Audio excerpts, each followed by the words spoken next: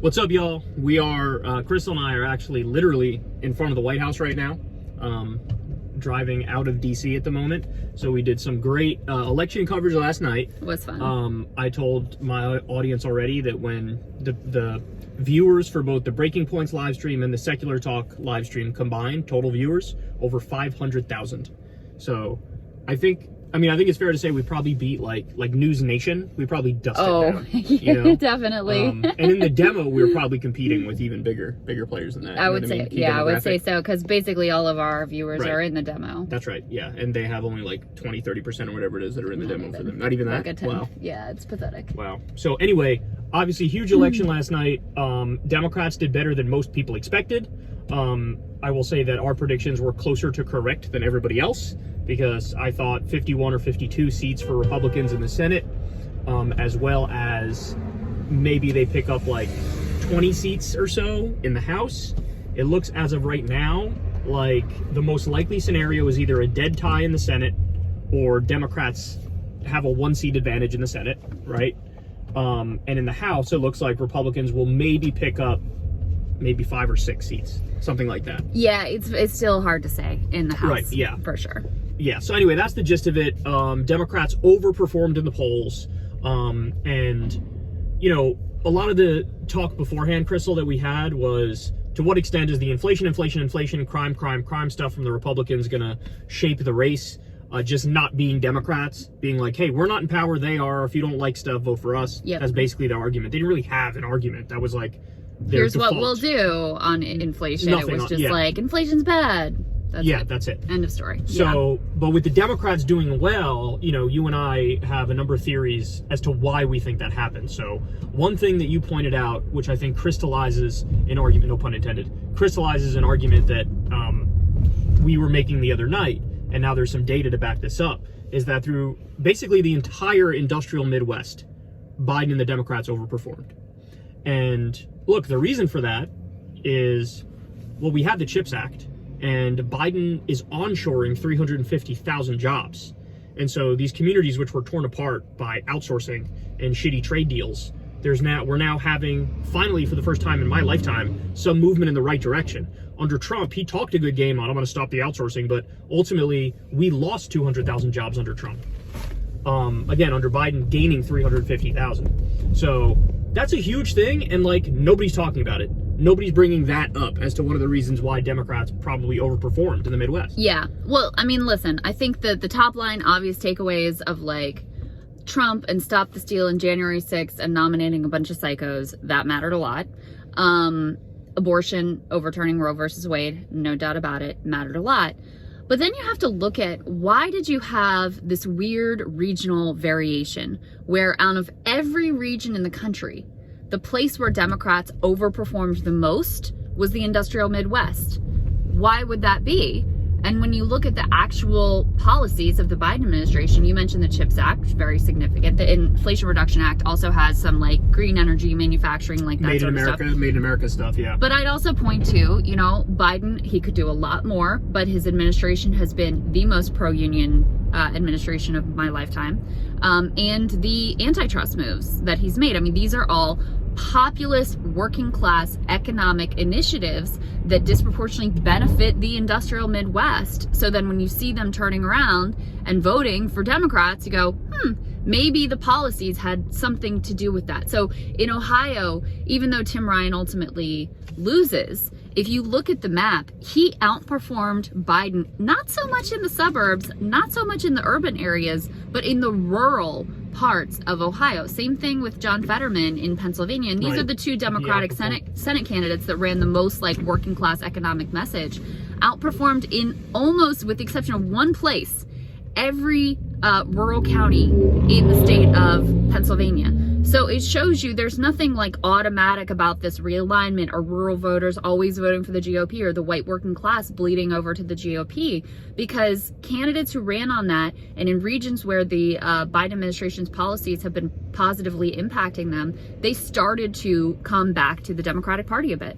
So just to give a few more specifics, so Evers, Yep. was running for governor. What state was that again? That's Wisconsin. Wisconsin, right. Walz in Minnesota. So Evers was down, I saw in the polls going That's right. into election day. He was expected to won by lose. 4. Gretchen Whitmer, who was gigantic target for the Republicans. They really wanted to take her out. And they nominated the candidate against her, Tudor Dixon, who they thought was like the most mainstream. She was backed by Trump and backed by Mike Pence, and Betsy DeVos and all those people too. I mean, it's not even close. It looks like Whitmer's going to win by potentially double digits. And they're taking, Democrats are taking control of the state house there as well, which hasn't happened in like years and years and years. So huge overperformance there for Democrats up and down the ballot. Yeah, and so Fetterman in areas where Biden won by about 1 percentage point, Fetterman won by 4. So like you said, outperforming in the rural areas. So Crystal, this is the tweet I did earlier, and I listed what I thought in order are the reasons why Democrats won. Okay, go ahead. And I want to know. Okay, number 1, GOP extremism, and you have in parentheses here, election denialism, Trump shadow. 2, GOP authoritarianism, that's abortion, gay marriage, contraception, anti-freedom policies. 3, student debt reduction, youth turnout. And 4, Biden onshoring 350,000 jobs. I mean, I think it's hard to disentangle number 1, GOP extremism, and number 2, GOP authoritarianism, because I think they just all contributed to a picture of like, you know what, we may not be entirely happy with the direction the country is going in, but these fucking people are crazy. Like, this is a bridge too far with like, whatever the Republicans are selling, I'm not buying. So I find it hard to disentangle those two. They're definitely related. Yeah, but on the youth turnout part, I mean, this is another really key point. There was a lot of punditry about how the student loan debt relief is going to be a problem. Working class voters don't like it. It's elitist. They said all this stuff.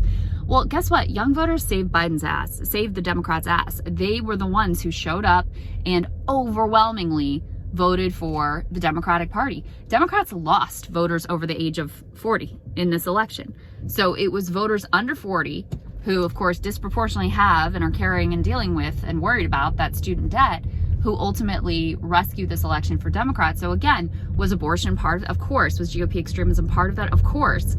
But I have to think that given how strong the performance was there, the fact that you just really materially delivered for a sizable chunk of that demographic makes a big difference as well. Well, see, and yeah, so the thing I want to hammer home is that it honestly is all of those issues that I laid out are super important. So on the Republicans doing the election denialism thing, it was literally a majority of them. And the closer they were to Trump, the more they did the election denial stuff, the more they got wiped out, right? So that's an important point. So the whole like democracy thing, even though it sounds cringe and Democrats maybe leaned on that a little too much, it actually had an impact. So I think there's that. Now on the abortion front, I mean, look, the framing of like, we are pro-freedom, they are anti-freedom, I think that works. To say like, you guys used to cloak yourself in freedom and liberty all the time. Now, you know, you're anti-abortion. You want to do a national abortion ban. We saw all these horror stories about the, 10-year-old being raped and then being denied an abortion and stuff like that going on. People rejected that. And then you also get to the student loan debt reduction. That's an economic issue, super important. And then again, with the onshoring of jobs, economic issue. So you have a mix of like social issues, economic issues, and holy fuck, these guys are fucking crazy. All that put together. And like, I think all of those things are equally important. So any sort of election analysis that doesn't like, pay homage to one or the other, I think is wrong. Because I did see, look, I do think there's been this, people are coasting off the momentum of when Biden had a 33% approval rating. Like a lot of the narrative around from back then is still floating around today. This idea of like, you haven't done shit for me, and like the Democrats are just neoliberal corporate hacks, and like all that stuff is still floating around. But that's not a correct analysis. It's not nuanced enough. It doesn't take into consideration all the things that have been done within the past few months. And I think any honest analysis needs to weigh that into the consideration as to why Biden did well. And honestly, it's hopeful. The Democrats did hopeful because they actually materially delivered in some ways for people. And so people delivered for them and went and voted for them. And that proves the case in point that we've been making all along. When you look at FDR won the White House 4 times. 4 times. They did term limits after that because Republicans thought we'll never fucking beat these guys ever again. He had 80% of the Senate and 80% of the House. This is possible again if you have a Biden administration that continues to deliver, if they actually get shit done, if they get paid family leave, if they extend the child tax credit, if they do any sort of big ticket economic reform and deliver for people, you're gonna see again in 2024, Democrats can win even bigger. Yeah. This is not a pendulum thing that's guaranteed, it's set in stone, it's the laws of nature. That's not the way politics works.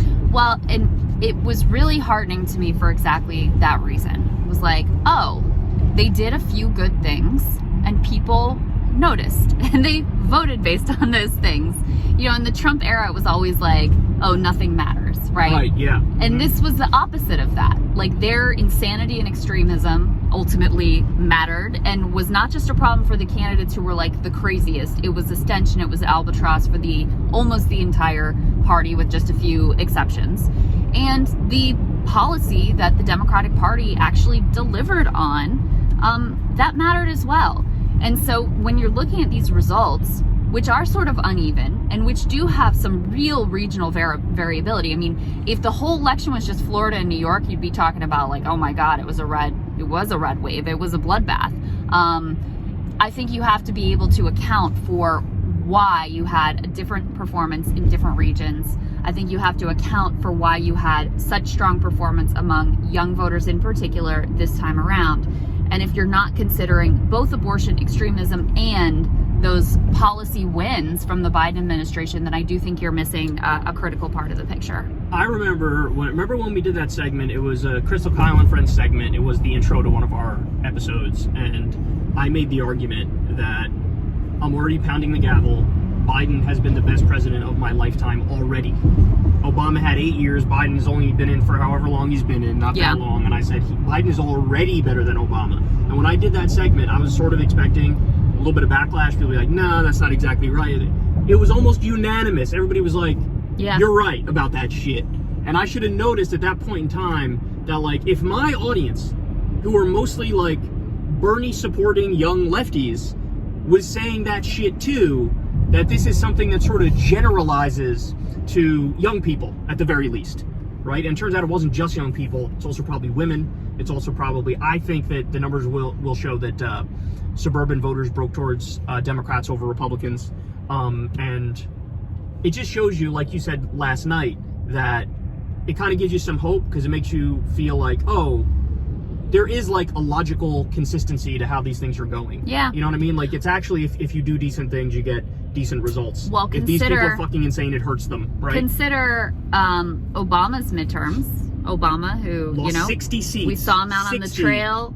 Man is extraordinarily gifted, talented, oratorical abilities, but then on policy, really let people down at a absolutely critical moment and, with devastating consequences that we continue to live with to this day. Biden, meanwhile, can't speak, forgot how his own son died. Yep. Said we were engaged in a war in Iraq versus Ukraine right now. And managed to have the best midterm performance of any president since the rally around the flag midterms of 2002. Like, wildly outperforms Obama. Yep. And to me, that is hopeful that people were actually evaluating like the substance of the policies and not just how eloquent a speaker someone happens to be. So it's very interesting. I mean, it's totally different sort of laws of political gravity in this election versus what we've really seen to this point in the Trump era. So to your point, yes, Biden is a zombie. He's half dead. He's terrible at the politics, but he's not bad on the policy. Best in my lifetime on the policy. John Fetterman recently had a stroke, had a terrible debate, was rough, hard to get through. Didn't fucking matter. So stuff like that, medical issues, when Bernie had a heart attack, his numbers went up the next week. Right? Like, that stuff doesn't matter anymore. I don't put off the table that it actually helped Fetterman because it humanizes him. It like, oh shit, this is a real guy going through real shit. Came off as such a prick. Pompous ass. Such a dick. Like, this man is struggling with his stroke recovery. You're gonna kick him while he's like down, and it was also, I mean, I found it courageous that Fetterman went and did that debate. So I don't know whether it helped him or just didn't hurt him. Whatever, but in rural county after rural county, all across the state, Fetterman outperformed Biden, and the result ended up not even being close. And I have to think, I was talking to Jordan Sheridan, who, he was talking to folks in Pennsylvania about what happened with the Fetterman campaign and why they won. said he's very tied in with the unions. The unions were aggressively knocking doors for him, and his commitment to the PRO Act and his trashing of corporate price gouging he thought was really important with independent voters in Pennsylvania. So again, that populist economic message, really salient in terms of his outperformance. And I will say this final point on the whole, like, the old rules of politics no longer exist. One more point on that. Of course, Biden had the Me Too scandal with Tara Reid, and Trump has like 1,000 allegations against him, and he was caught on camera saying, I grabbed him by the pussy, I don't even wait, and he had multiple affairs and even paid off one of the women with like campaign funds or some shit. Remember that one? So all of that stuff, again, old school. It's like, oh, you're done when that happens. That is not, one of the things that hurt Trump or took Trump down. Right. And so now one of the stories that I just covered is Ron DeSantis. Trump is saying, I have dirt on Ron DeSantis, and the speculation is it's like some sort of an affair or something. And you hear that and you're like, this shit is also quaint. Like, nobody gives a fuck about health issues, about what you do with your dick. Like, nobody cares. And that is something that I actually, like, I like that. That's one of the aspects of modern politics that I like. But you know what? Maybe it wasn't even all that different back in the day. Because remember when they tried to impeach Bill Clinton over Monica Lewinsky, his approval rating went up. Right. It went up. So anyway, that's a random side rant there. But yeah, those were the results. You got any final words for everybody, Crystal? I just think it's going to be really interesting to see what the meta narratives are, what the Democrats take away from this. I mean, my fear is that they say, oh, it's just abortion. We don't have to do anything but talk about abortion and like paint the Republicans as extremists, which they are, and we don't really have to deliver anything. But I hope that they'll see that key to their victory were some basic policy wins that shored them up with key constituencies. And my big hope here is that they see, this realignment that had been happening with working class voters of all races, actually, especially among men. Nothing about that is inevitable. Democrats appear to have outperformed most with those realignment demographics.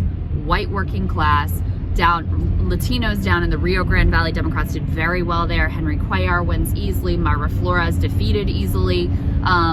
Beto, even though he lost, he did very well in the Rio Grande Valley. That was turf that, had really been drifting hard to the right. So nothing about these shifts are inevitable if you actually are looking after concerns that people care about. Now, I hope that, I have the same fear you do. I hope Democrats don't walk away just saying, oh, it was abortion. And oh, it was them being fucking crazy. Like, those are the only lessons we learned from it. The only ray of hope on that front is if the numbers really are overwhelming with young people, and it looks like they likely were, I think they will be smart enough to realize the student loan debt reduction was actually a big part of this. It mattered a lot. It mattered a lot. If Biden takes that lesson, then that's huge, because then I think he's more open to, like, trying to find ways to get paid family leave and stuff like that through extended child tax credit. You know what I'm saying? At the very least, they're not going to be so cowed by the Republican narrative on inflation that it's all about spending. And deficit hawkery. They're going to be like, fuck you. No, we don't believe you anymore. Yeah. So anyway, we're tired. We got like 4 hours of sleep. But just wanted to babble to you guys. So we'll talk to you later. Peace. Bye, y'all.